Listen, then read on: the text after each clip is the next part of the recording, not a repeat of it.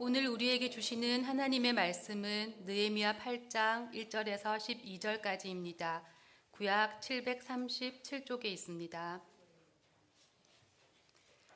이스라엘 자손이 자기들의 성읍에 거주하였더니 일곱째 달에 이르러 모든 백성이 일제히 수문 앞 광장에 모여 학사 에스라에게 여호와께서 이스라엘에게 명령하신 모세의 율법책을 가져오기를 청하매 일곱째 달 초하루에 제사장 에스라가 율법책을 가지고 회중 앞 곧 남자나 여자나 알아들을 만한 모든 사람 앞에 이르러 수문 앞 광장에서 새벽부터 정오까지 남자나 여자나 알아들을 만한 모든 사람 앞에서 읽음에 뭇 백성이 그 율법책에 귀를 기울였는데 그때 학사 에스라가 특별히 지은 나무 강단에 서고 그의 곁 오른쪽에 선 자는 마띠랴와 스마와 아나야와 우리아와 힐기야와 마아세아요 그의 왼쪽에 선 자는 브다야와 미사엘과 말기야와 하숨과 하스바다나와 스가랴와 무슬람이라.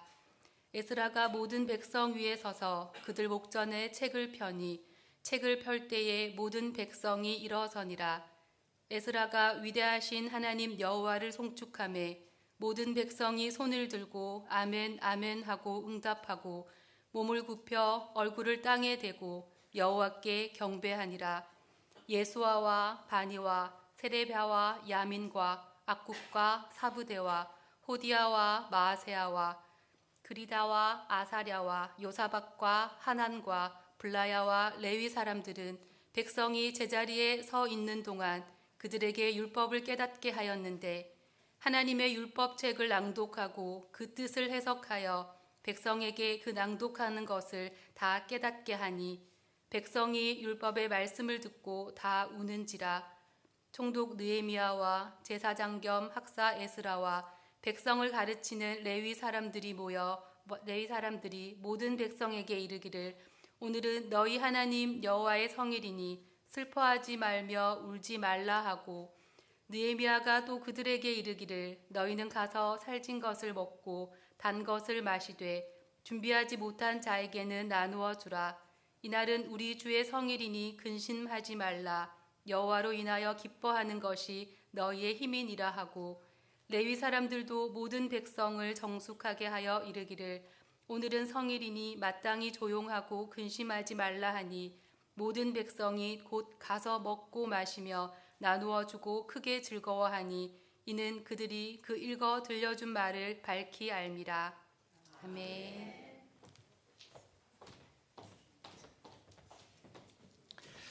감사드립니다. 제가 읽었으면 많이 틀렸을 건데 그래도 잘 읽어 봉독해 주셔서 감사를 드립니다. 18세기 유럽의 이 역사 기록을 보면 전쟁으로 무너진 도시들, 이 도시들의 재건 과정이 이렇게 기록된 것이 나옵니다. 집이 다 무너졌습니다. 길도 다 끊겼습니다. 사람의 마음도 다 폐허가 이렇게 됐습니다. 그런데 참 흥미로운 공통점 하나가 있어요. 그 기록을 보면 이 도시들이 다시 일었을 때에 가장 먼저 세운 건물이 뭐냐고 하는 거예요. 지금 여러분들의 머릿속에는 교회지라고 또 이렇게 생각을 하실 거예요. 그런데 시장도 아니고 관청도 아니었어요. 그리고 어떤 병영도 아니었습니다. 의외로 도서를 이게 보관하는, 그러니까 책을 쌓아 놓을 수 있는 공간, 이 도서관이었다라고 하는 거예요. 도시는 그렇습니다. 분명 벽돌로 이렇게 세워지죠. 어떤 돌 가지고 세우는 것 같지만 사실은 사람의 생각으로 세워지잖아요. 사람의 생각이 무너지면은 도시는 무너지는 거예요. 생각이 회복되면 다시 도시는 살아난다. 이런 것으로 아마 그렇게 해석을 했던 것 같습니다. 그래서 도서관을 먼저 세우고서 사람의 생각, 가치관을 이렇게 세워갔다. 뭐 이런 얘기가 있습니다. 지금 오늘 이 본문 속에서도 보게 되면 느헤미야의 시대에 이 예루살렘도 정확하게 지금 그런 상태인 것을 보게 되어집니다. 성벽이 다시 세워졌어요. 성벽은 느헤미야로 인해 세워졌고 외형은 우리가 봤을 때 뭐 예루살렘 성은 이렇게 세워졌다 이렇게 볼 수 있겠지만 그러나 백성들이 이 중심 삶의 어떤 이런 기준 가치관 그러니까 신앙의 어떤 이런 방향 이것은 아직은 세워지지가 않는 상태입니다. 여전히 아직 무너진 상태였다. 이렇게 보면 될 것 같습니다. 그래서 성경은 이렇게 기록을 하고 있지요. 회복의 첫 장면을 망치 소리가 아니라는 겁니다. 망치가 아니라 돌을 쌓는 소리가 아니라 말씀이 낭독되어지는 소리였다 이 말이에요. 오늘도 그렇게 말씀이 낭독되어지지요. 저는 오늘 이 말씀을 이렇게 보면서 먼저 우리 에일교회의 희년도 마찬가지다 이렇게 생각을 합니다. 여러분 우리는 희년이 되었으니까 무엇을 좀 새롭게 하자 또 무언가를 더 많이 뭐 이렇게 좀 늘리자 여러분 그런 것이 아닙니다. 그게 아니고 무엇 앞에 내가 다시 서느냐 이거예요. 이게 저는 희년이 정신이라고 이렇게 봐집니다. 오늘 본문 속에서 보면서 첫 번째는 이렇게 보여집니다. 희년의 출발은 말씀 앞에 다시 서는 것이다 이거예요. 말씀 앞에 다시 서는 자세. 그러니까 5절에 그런 말씀이 나오죠. 에스라가 모든 백성 위에 서서 그들의 목전에 책을 펴니 책을 펼 때에 모든 백성이 일어섰다라고 이렇게 말씀을 하죠. 일어섰다. 그러니까 에스라가 율법책을 펴니까 백성들이 일어섰다. 여러분 여기에서 물론 예배에서 보면 굉장히 감동적이죠. 하나님의 말씀이 피어니 쫙 그 많은 군중들이 그 자리에서 일어섰으니 말입니다. 감동적이지만 이것은 우리에게 매우 도전적인 모습입니다. 왜냐하면 여러분 이것은 감정의 표현이 아니거든요. 그러니까 말씀이 들으니 감동이 되어서 일어났다 그 얘기가 아닙니다. 그런 말씀이 아니고 성경에서 일어났다. 성경에서 자신이 어떤 말씀 앞에 일어났다 이 말은 그 말씀의 그 말씀을 권위를 내가 인정했다 그 뜻입니다. 하나님의 말씀의 권위 이것을 내가 인정을 했다. 그래서 그 말씀이 내 위에 서 있다. 그렇게 인정을 하는 거예요. 그 말씀이 내 위에 있다. 여러분 희년은 그래서 단순히 그냥 좋은 해 그런 의미가 아니라고 봐집니다. 희년은 묻습니다. 올해 무엇을 얻을 것인가 이게 아니에요. 무엇을 취할 것인가 이게 아니라 누가 너희의 인생 위에 섰느냐 이것을 묻는 거예요. 여러분 내 삶의 중심에 내 마음에 내 정신에 여러분 그 위에 누가 있느냐 이거예요. 요즘 말씀이 여러분 울려질 때 말입니다. 우리는 내가 마음이 분연히 내 어떤 삶이 일어난다 이것보다도 여러분 가만히 생각해 보면 우리는 알람 소리에 먼저 일어납니다. 그죠? 말씀이 우리를 깨우는 게 아니라 알람 소리가 우리를 깨우는 그런 마음이에요. 성경을 보십시오. 하나님의 말씀은 늘 우리에게는 무음 상태예요. 그런데 하루 종일 끊없이 핸드폰 소리는 그죠? 핸드폰 소리는 하루 종일 우리에게 설교를 하고 있어. 한순간도 핸드폰이 없으면 여러분 우리는 불안해지지. 밖에 나갔다도 그것들 찾으러 또 가야 돼. 그걸 어떻게 보면 말씀보다도 더 우리는 이 핸드폰을 가지고 살아가고 있지 않는가 있습니다. 문제는 우리가 어느 설교 앞에 더 반응하냐 이거예요. 끊임없이 많은 소리가 들려지는데 나는 어떤 소리에 더 반응을 하고 있는가? 여러분, 말씀 앞에 선다 이 말은 성경의 말씀을 내가 다 안다 이런 의미가 아닙니다. 그게 아니라 성경을 내 삶의 위에 두는 사람, 여러분 이게 말씀 앞에 선다 이런 말씀이에요. 두 번째는 여기서 생각합니다. 말씀이 임하면 숨겨졌던 진짜가 드러나게 된다고 하는 겁니다.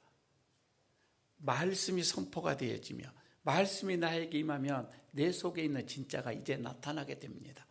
여러분 9절을 보시기를 바랍니다. 이 말씀이 있죠. 백성이 율법의 말씀을 듣고 다 울었다라고 얘기를 합니다. 울었습니다. 그런데 그 뒤에 슬퍼하지 말며 울지 말라라고 또 말씀을 하고 있지요. 그러니까 이 말씀은 지금 이스라엘 백성들이 하나님의 말씀을 듣고서 나타난 반응이에요. 반응인데 먼저는 기뻐하지 않았습니다. 말씀을 듣고 기뻐하지도 않았고 손뼉치지도 않았습니다. 그냥 울었어요. 울었다고 얘기합니다. 여러분 왜 울었습니까? 연약해서 울은 것이 아니에요. 여기에서 울었다고 하는 것은 하나님의 말씀이 그들의 삶을 정확하게 비추었기 때문에, 내 삶을 정확하게 비추었기 때문에 울었다고 하는 거예요. 그러니까 하나님의 말씀은 어떻게 보면 칭찬부터 오는 게 아니었어요.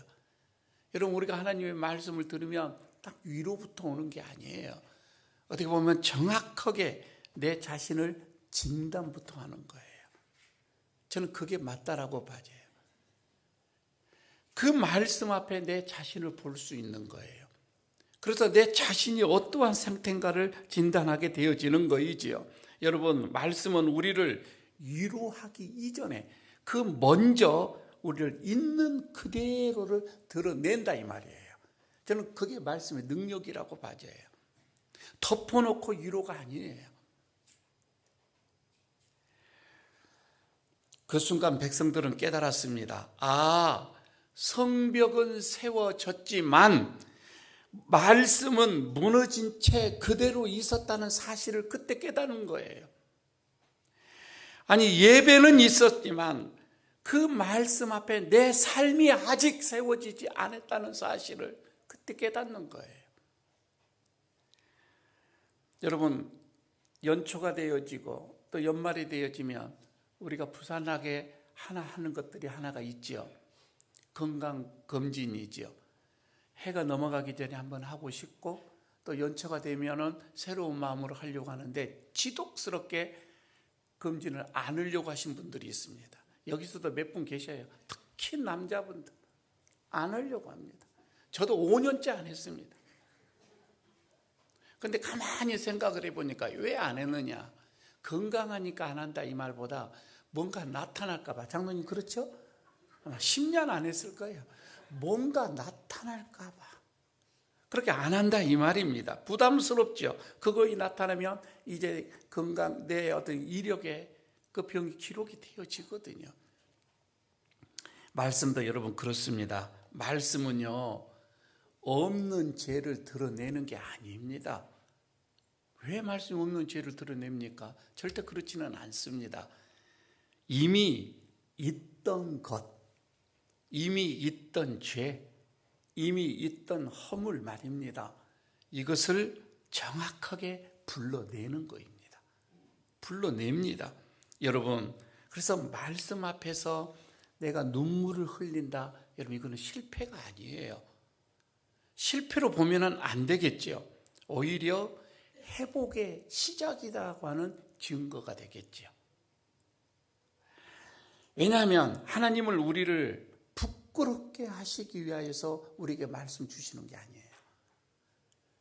하나님께서 여러분 우리를 무엇 때문에 다시 살리기 위해서 말씀을 주시지 우리를 죽이고 우리를 그냥 꼬꾸라지게 하기 위해서 말씀을 우리에게 주시는 것이 아니라 이 말입니다.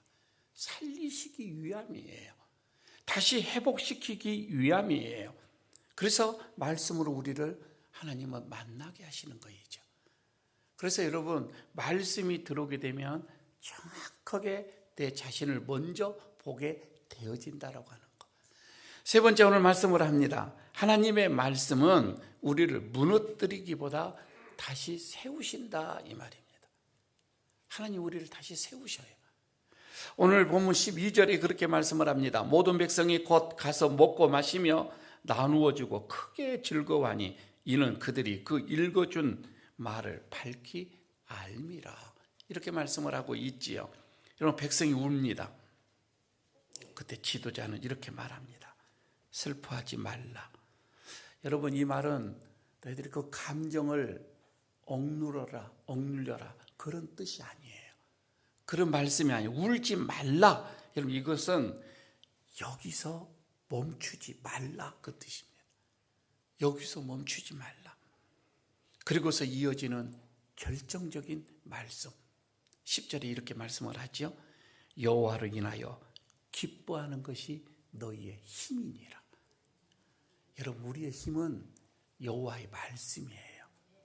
그 말씀으로 기뻐하는 것이 우리의 힘이래요. 하나님은 우리의 인생을 절대 여러분 울음으로 끝나게 하시지 않습니다. 슬픔으로 끝나게 하지 않습니다. 물론 진단은 슬퍼요. 진단은 괴로워요. 진단은 우리를 괴롭게 하지만 결론은 우리를 소망으로 이끌어 가신다 이 말입니다. 여러분, 그게 말씀입니다. 그래서 말씀의 목적은 결코 여러분 정죄가 아니라고 하는 것, 방향이라고 하는 겁니다. 방향입니다. 하나님은 왜 너는 이렇게 살았냐? 이렇게 묻지 않습니다. 그렇게 말하지 않습니다. 이제 어디로 갈지 보라. 어디로 가야 할지 그 방향을 봐라.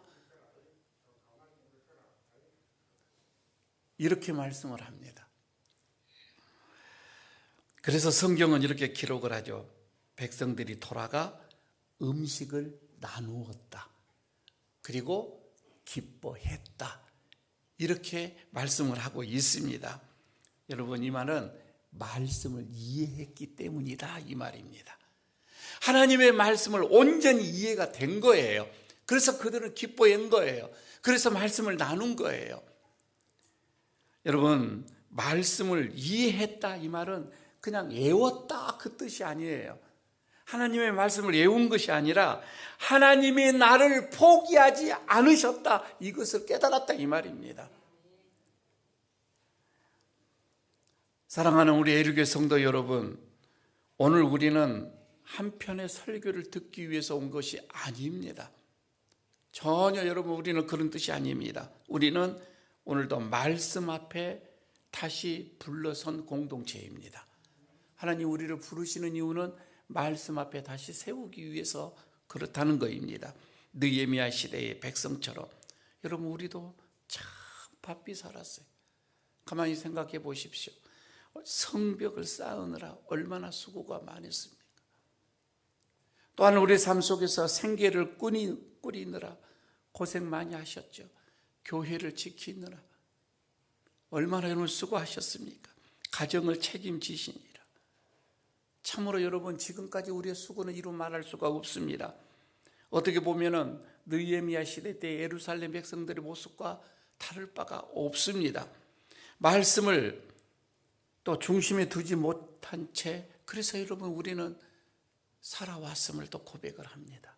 너무 삶이 바쁘다 보니까, 너무 생계가 빡빡하다 보니까 말입니다. 그러나 하나님은 오늘 우리의 실패를 묻지 않습니다. 그렇게 말씀하시지 않고 오늘 이렇게 우리에게 묻습니다. 이제 네가 다시 내 앞에 설 수 있느냐? 이렇게 묻습니다. 말씀 앞에 다시 설 수 있느냐? 희년은 완벽한 사람에게 여러분 주어지는 것이 아닙니다. 돌아온 사람에게 주어지는 은혜입니다. 말씀 앞에 돌아온 자에게 주어지는 은혜입니다. 혹시 여러분 중에 말씀을 읽다가 포기하신 분들이 있으십니까?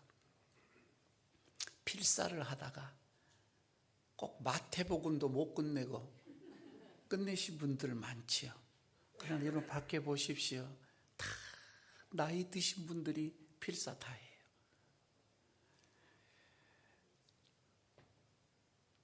자꾸만 여러분 일독이라고 하는 것을 우리는 또 올 한해도 목표를 세우고 가는데 여전히 우리는 창세기를 넘어가지 못하고 또 여러분 우리는 포기하는 그런 분들이 많이 있지는 않습니까?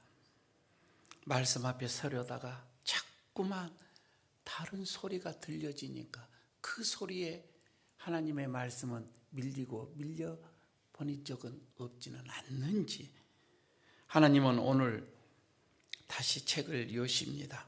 그리고 우리를 기다리고 계십니다. 말씀 앞에 오도록 기다리고 계십니다.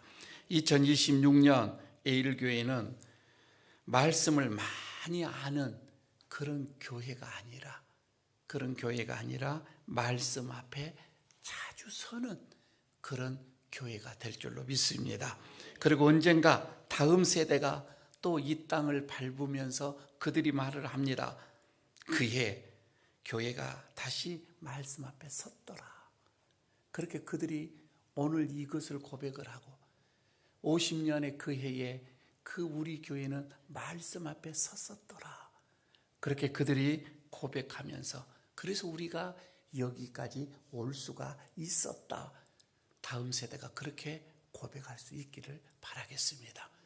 다시 말씀 앞에 서는 저와 여러분들 되시기를 축복합니다. 아버지 하나님, 오늘 주님께서 우리에게 주시는 말씀 기억합니다. 그리고 다시금 말씀 앞에 겸손하게 서기를 소원합니다. 하나님께서 함께 하시고 이제 말씀을 읽는 사람으로 끝나는 것이 아니라 말씀을 쓰는 것으로 끝나는 것이 아니라 말씀 앞에 온전하게 서는 사람이 되겠다라고 약속하는 아내가 되게 하여 주옵소서. 이런 우리에게 늘 성령님 함께 하시고 붙잡아 주시고 이끌어 주셔서 말씀만이 나의 힘이요 말씀만이 내 기쁨이요 말씀만이 내 소망임을 알고 깨달아 살아가게 하여 주시옵소서. 오늘도 우리가 주시는 들려지는 그 말씀 앞에 온전하게 씁니다. 주님, 한 주간이 그리고 한 달이 그리고 한 해가 평생이 말씀이 나를 이끌어가게 하여 주옵소서. 예수님 이름으로 기도드리옵나이다. 아멘.